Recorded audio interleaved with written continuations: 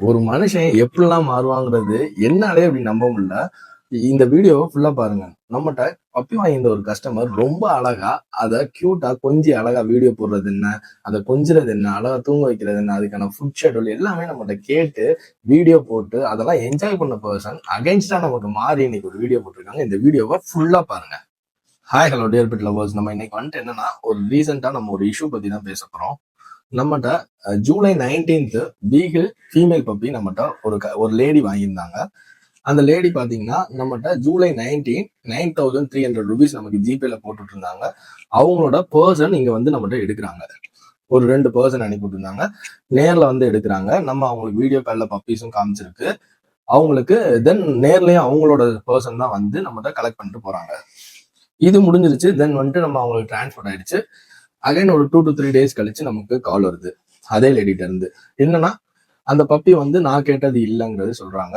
But ஆனா என்னன்னா அவங்களோட பர்சன் தான் வந்தாங்க.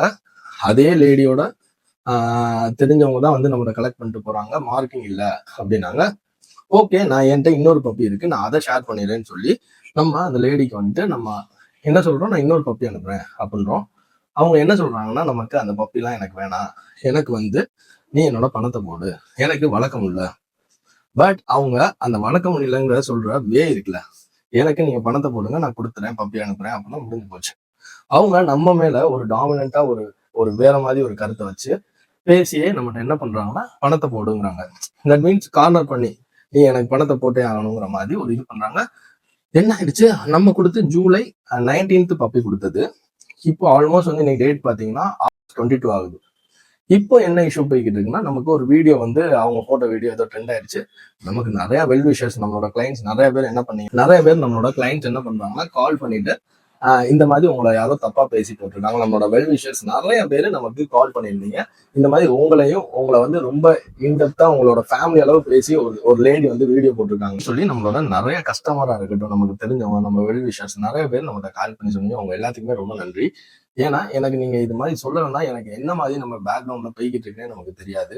ஸோ வந்துட்டு சோஷியல் மீடியா எப்படி இருக்கு பாருங்க. நம்ம ஒரு விஷயம் யாரு என்ன பேசினாலும் அதோட உண்மைத்தன்மை தெரியாம அது ட்ரெண்டிங் ஆகிட்டு இருக்கு. நான் அவங்களோட பேமெண்ட் போட்ட விஷயம், அவங்களுக்கு நம்ம பப்பி அனுப்பிவிட்டது எல்லாமே நான் உங்களுக்கு டீட்டெயிலா சொல்றேன். இதுதான் அந்த லேடி நமக்கு ஜிபே போட்ட விஷயம். 9,300 வந்து நமக்கு பே பண்ணியிருக்காங்க. என்னை காண்டாக்ட் பண்ணி அவங்க கார்னர் பண்ணது.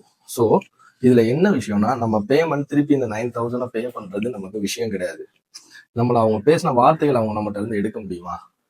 இந்த விஷயத்த முடிக்கணும்னு நம்ம நினைக்கிறோம்னா நானும் பேமெண்ட் போடுறதுக்கு ரெடி. பட் அவங்க என்னை பேசின வார்த்தைகள்லாம் ரொம்பவே எக்கச்சக்கமான வார்த்தைகள். இது வந்து நமக்கு நிறைய நம்ம வெல்விஷர் வந்து என்கிட்ட சொல்லியிருந்தாங்க, நீங்களும் இவங்களுக்கு அகேன்ஸ்டா நீங்க இது பண்ணுங்க. பட் நான் என்ன பண்ணிருக்கேன்னா, நான் வந்து சைபர் கிரைம்ல கேஸும் ஃபைல் பண்ணிட்டேன்.